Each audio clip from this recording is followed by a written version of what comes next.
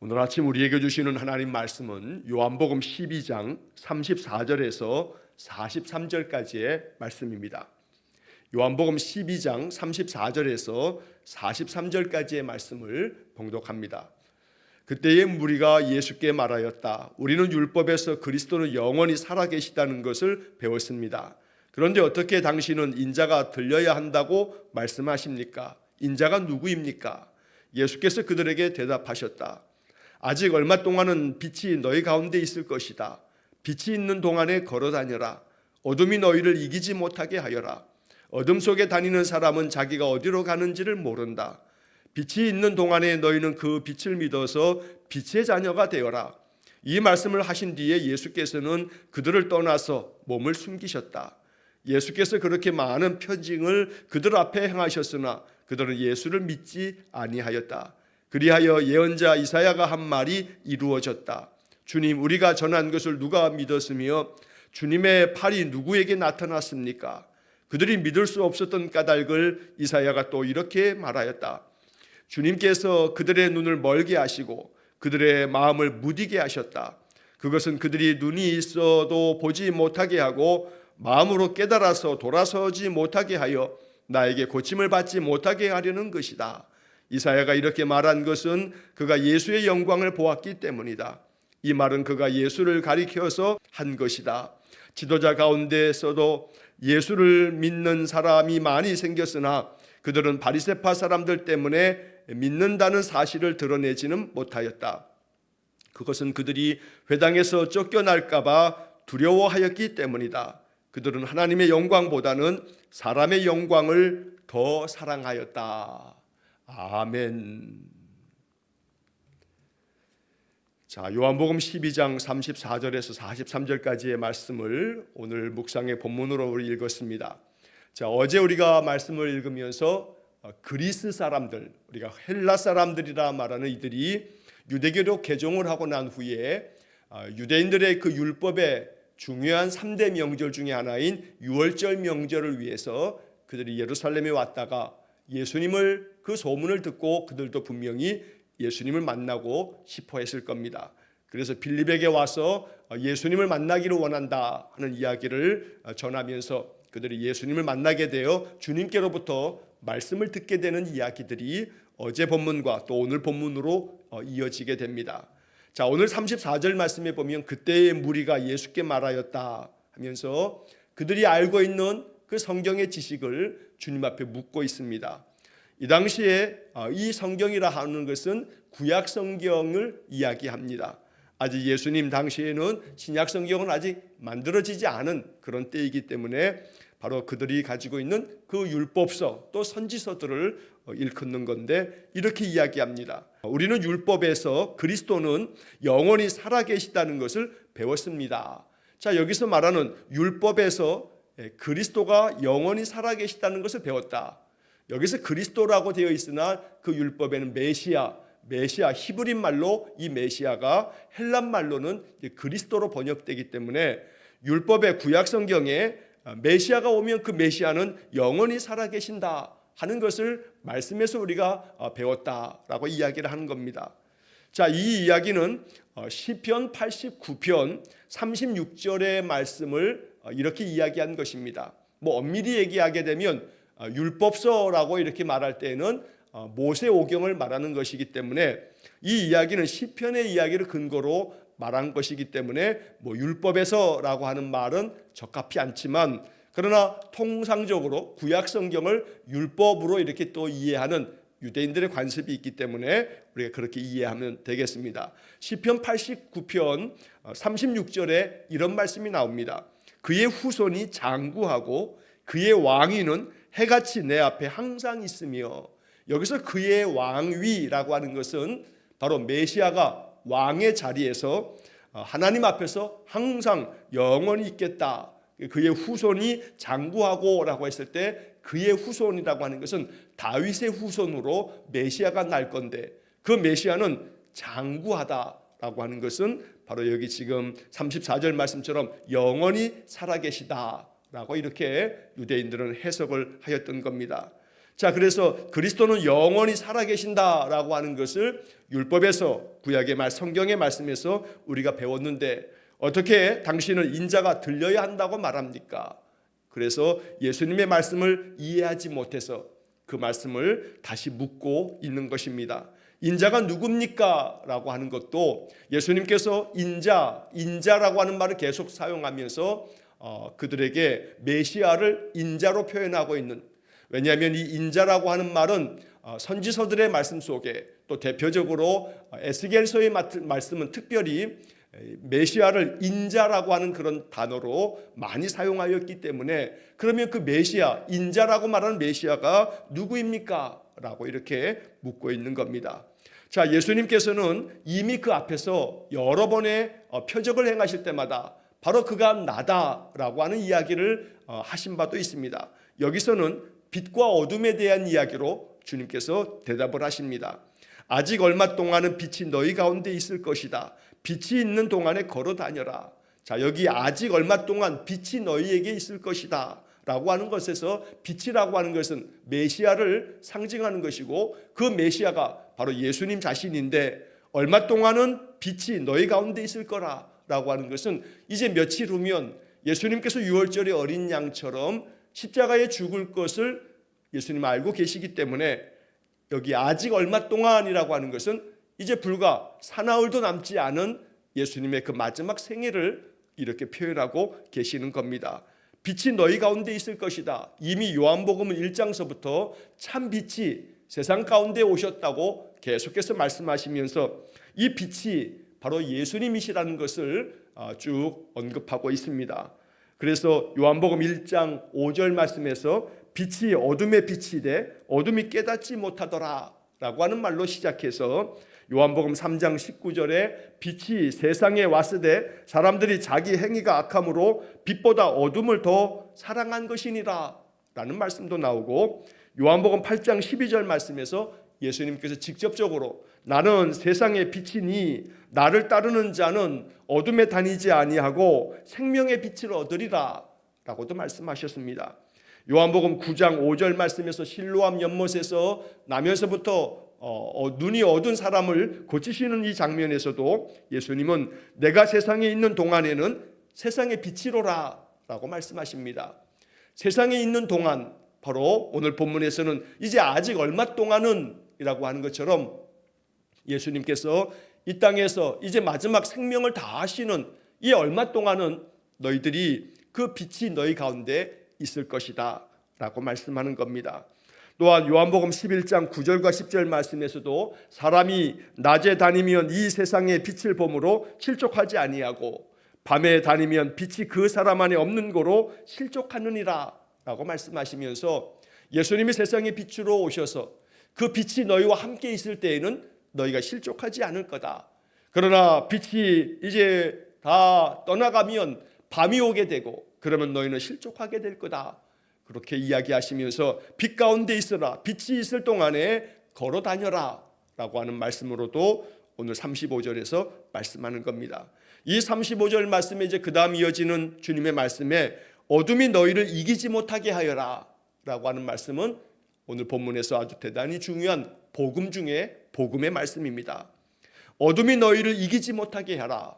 너희는 빛의 자녀이기 때문에 빛이 너희와 함께 있고 빛이 너희 가운데 있으므로 그 빛으로 인하여 모든 어둠이 다 사라질 것이기 때문에 어둠이 너희를 이기지 못하게 해라.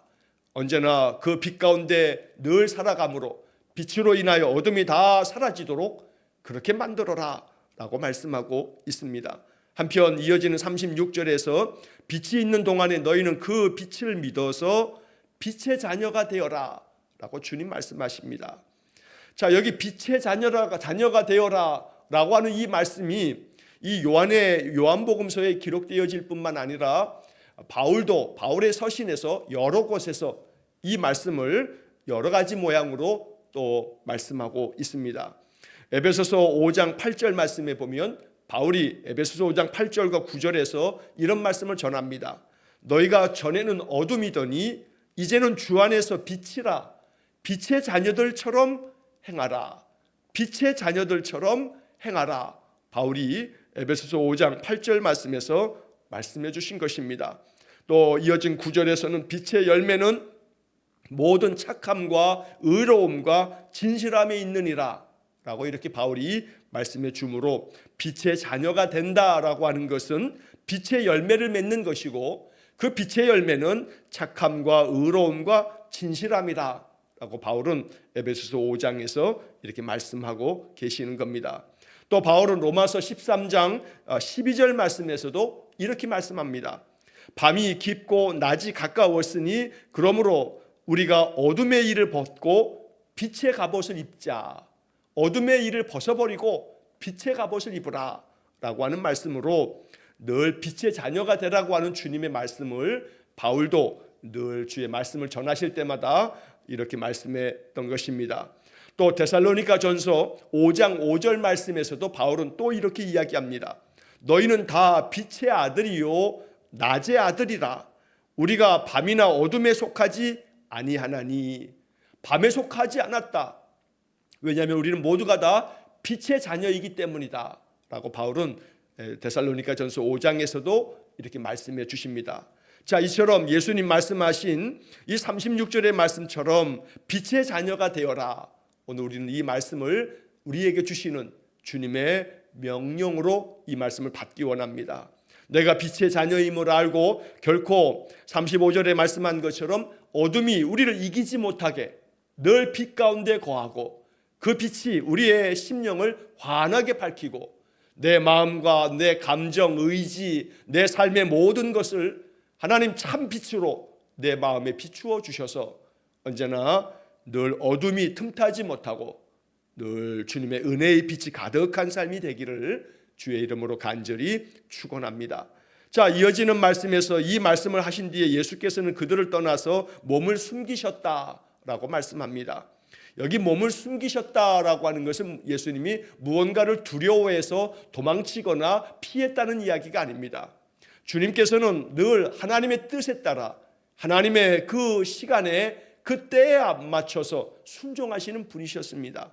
그래서 주님은 지금 예루살렘 성에 올라와 유월절을 지키면서 이 마지막 주간, 고난주간이라고 우리가 일컬는 그 마지막 며칠을 보내고 계시는데 여전히 지금 당장 잡히실 그런 때가 아니었던 겁니다. 주님께서는 유월절 어린 양과 같이 구약의 그 메시아의 예언을 이루시려고 이렇게 다만 며칠이긴 하여도 주님은 하나님의 때를 순종하기 위해서 이렇게 그 자리를 이제 피하셔서 또다시 그 며칠 동안에 다른 사역들을 감당하고 계시는 겁니다.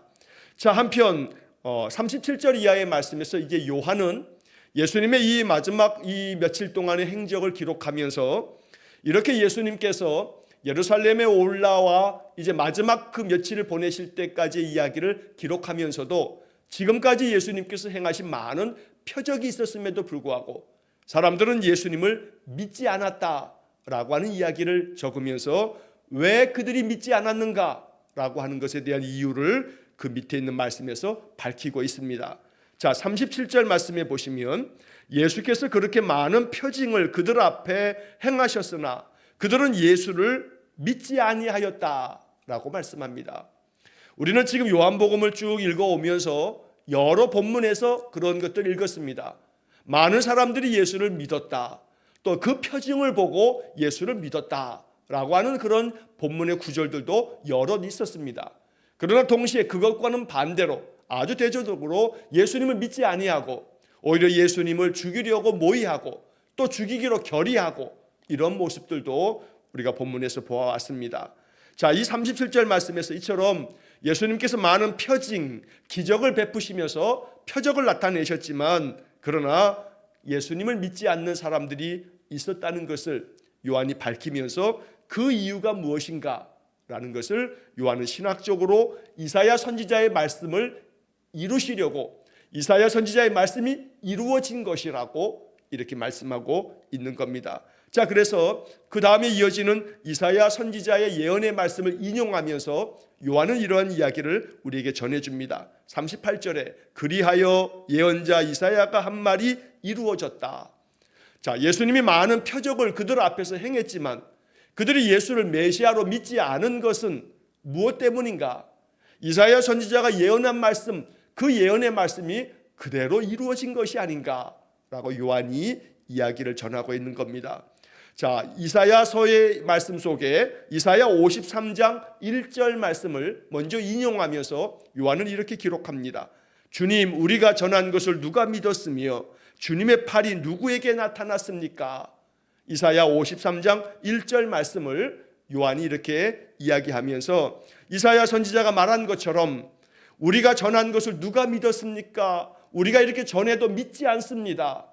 이것은 선지자들이 아무리 하나님 말씀을 전하여도 그 백성들이 하나님의 말씀을 믿지 않았다는 것을 탄식하면서 이사야 선지자가 하나님 앞에 고백하는 그런 이야기입니다.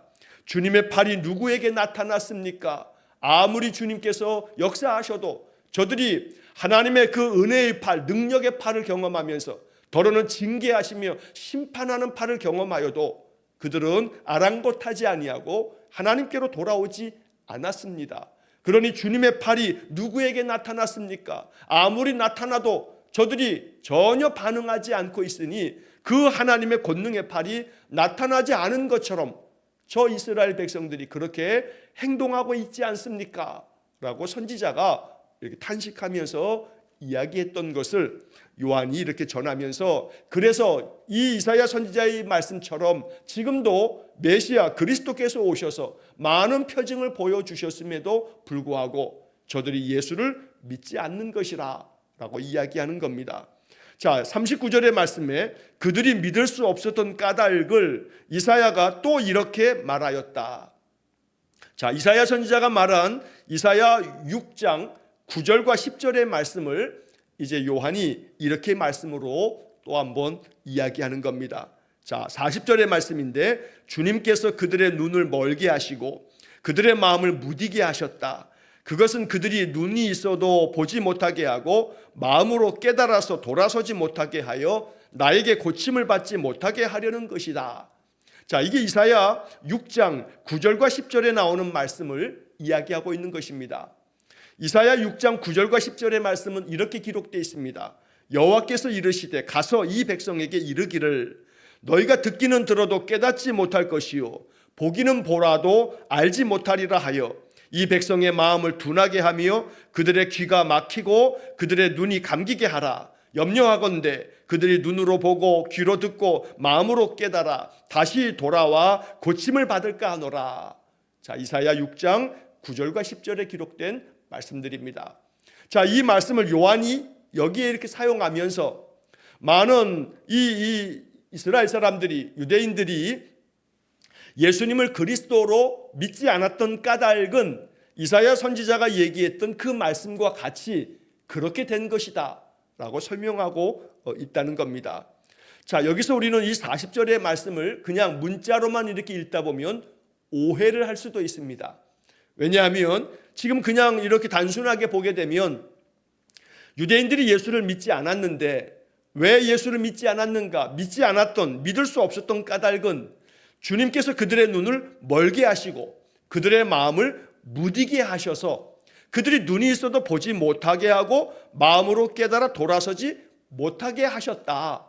하나님께서 그렇게 유대인들의 눈을 멀게 하고 마음을 무디게 했기 때문에 그들이 믿지 않게 된 거다라는 식으로 읽어버릴 수가 있다는 겁니다. 그런데 이 말씀은 그렇게 읽으면 안 됩니다. 그건 잘못된 그러한 성경 해석이 되는 겁니다. 자, 오늘 본문의 이 이야기를 정확하게 읽어내려면 우리가 이 38절의 맨 첫 번째 이야기를 우리 꼭 기억해야 합니다. 38절의 시작은 세번역 성경의 번역에서는 그리하여라고 하는 단어가 나옵니다. 그러니까 앞에 나와 있는 37절 말씀에 이어서 그리하여 그 다음에 38절, 39절, 40절이 이어지는 겁니다. 그래서 37절부터 문맥상으로 우리가 읽어내면 유대인들이 예수님을 믿지 않았다. 많은 표징을 그들 앞에서 행했지만 예수를 믿지 않았다.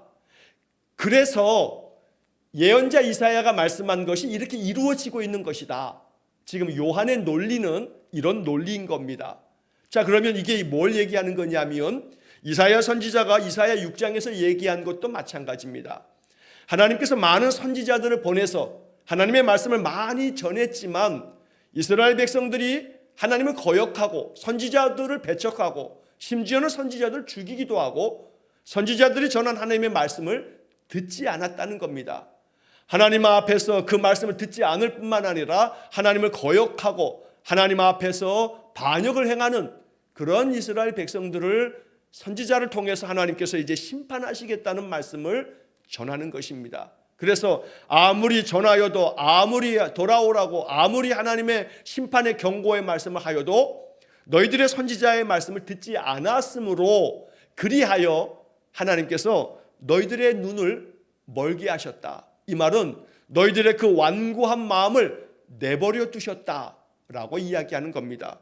그래서 그들의 눈을 멀게 하셨다, 그들의 마음을 무디게 하셨다, 이 얘기는 이것이 원인이 되어서 그래서 믿지 않았다가 아니라 그 믿지 않는 그들의 그 완고함 때문에 하나님이 그들을 그 눈이 그냥 멀도록 내버려 두셨다.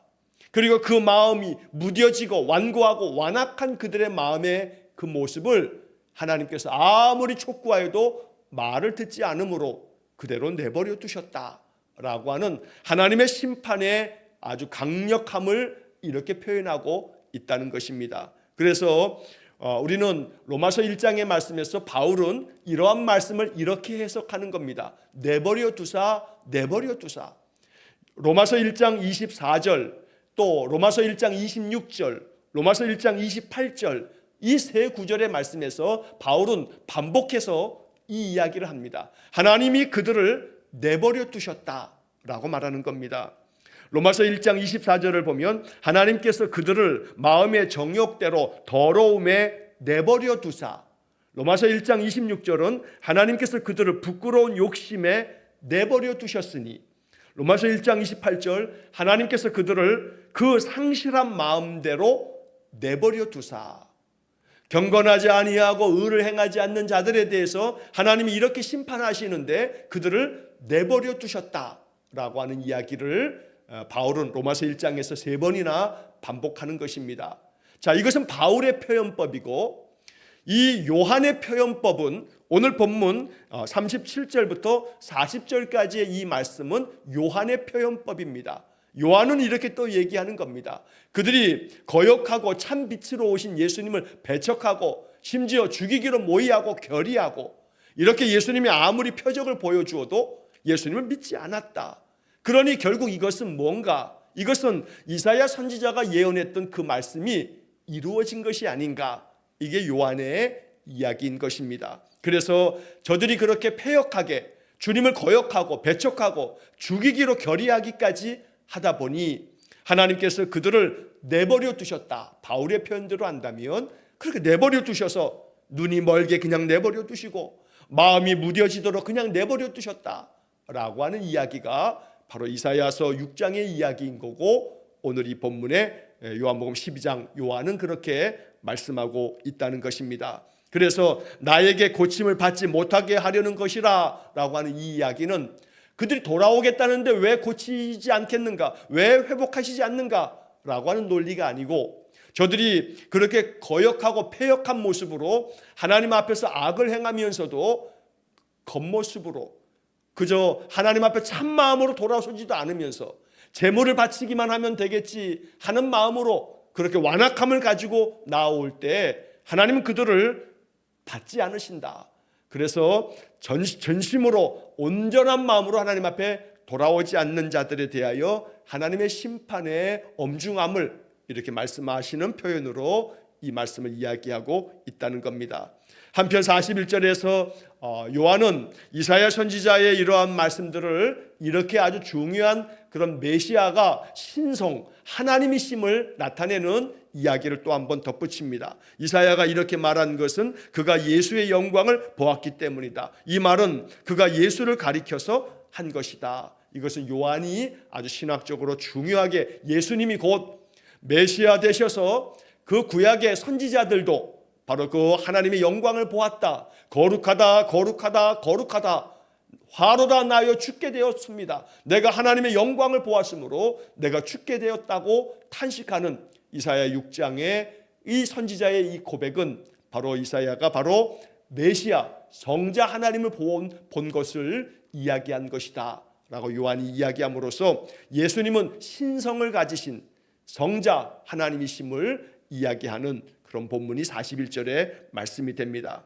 자, 한편 이제 이러한 이야기 가운데 42절과 43절 말씀에서는 지도자들 가운데서도 예수를 믿는 사람들이 많이 생겼긴 하지만 그들은 바리새파 사람들, 산헤드린 공회 때문에 자기들이 예수님을 믿는다라고 하는 사실을 드러내지 못했다라고도 요한은 이것을 덧붙입니다.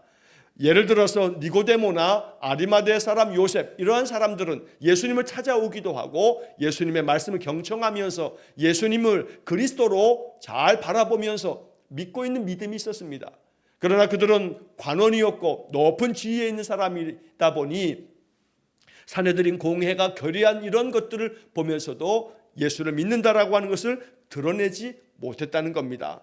요한은 이 문제에 대해서 그 다음 이어지는 말씀에서 이렇게 해석합니다. 그들이 회당에서 쫓겨날까 봐 두려워했기 때문이다. 그리고 그들은 하나님의 영광보다 사람의 영광을 더 사랑하였다. 이렇게 요한은 마치 좀 부정적인 평가처럼 이렇게 이야기를 합니다. 그러나 이러한 평가가 이제 그 다음에 이어지는 요한복음의 마지막 부분에서 니고데모도 예수님께로 찾아 나와 향품을 가지고 주님 앞에 나와 주님의 그 마지막 이 죽으심을 준비하는 그런 모습으로 나오고, 아리마대 사람 요셉은 자기를 위해서 준비한 무덤까지 주님 앞에 내어주는 이런 모습으로 이제 점차 이 니고데모도 또 아리마대 사람 요셉도 이렇게 예수님을 믿는다라고 하는 사실을 드러내지 못한 그런 모습이었지만, 그러나 점차적으로 그들이 예수님의 죽음 앞에서는 그리스도임을 고백하면서 주님을 위해서 그들이 자신이 예수를 따르는 자임을 나타내는 그런 모습을 또 마지막에 가서는 요한이 밝히고 있는 것입니다. 이렇게 신앙이 점진적으로 발전되고 성숙되어져 가는 모습을 밝히기 위해서 오늘 본문에서는 잠시 그들이 이렇게 아직까지는 믿음 안에 단단히 서 있지 않은 예수를 믿는 사람이라고 당당하게 밝히지 못하는 것에 대해서 그들이 아직 두려움이 있었기 때문이다 라고 하는 말로도 표현하고 있는 겁니다. 우리는 이 말씀을 읽으면서 42절 43절의 이 말씀이 더러 우리의 모습일 수 있기에 이 말씀을 겸허한 마음으로 우리가 받는 것입니다.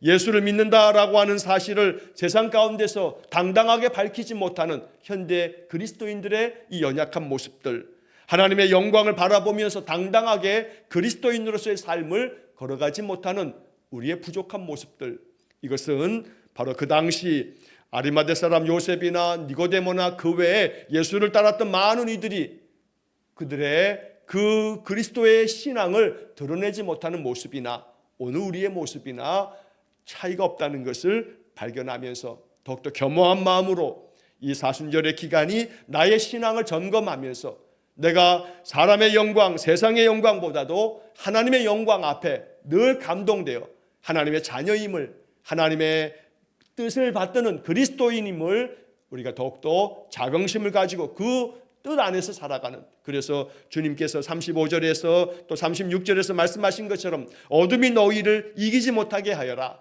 빛의 자녀가 되어라 라고 하는 말씀이 오늘 주님께서 우리에게 들려주시는 복음의 말씀이 되기를 간절히 축원합니다. 기도하겠습니다. 자비로우신 아버지 하나님, 참 빛으로 이 땅에 오셔서 빛을 비추어 주신 주님을 우리가 마음 깊이 이제 묵상하며 주님이 내 안에 거하심으로 주께서 말씀하신 것처럼 어둠이 결코 우리를 이기지 못하도록 빛의 자녀로서 어둠을 이기는 그런 믿음의 사람들 되게 해 주옵소서. 그러므로 내가 예수를 믿는 그리스도인임을 이 땅에서 당당히 밝히며 믿음 안에 굳건히 있어서 사람의 영광을 구함이 아니라 하나님의 영광을 구하며 살아가는 신실한 성도들 되게 해 주옵소서. 이 사순절의 기간이 우리의 신앙을 더욱더 돌아보고 점검하여 더욱더 성숙된 믿음으로 나아가는 귀한 은혜를 허락해 주옵소서. 한날의 모든 삶을 주님께 의탁하오며 예수님 이름으로 기도하옵나이다. 아멘. 우리 구주 예수 그리스도의 은혜와 하나님 아버지의 극진하신 사랑과 성령의 교통하심이 어둠이 결코 빛된 자녀를 이기지 못하도록 늘 빛으로 승리의 삶을 살아가기를 소원하는 머리 숙인 귀한 성도들 위해와 저들 가정과 온 가족들 위해 영원토록 함께 하시길 축원하옵나이다. 아멘.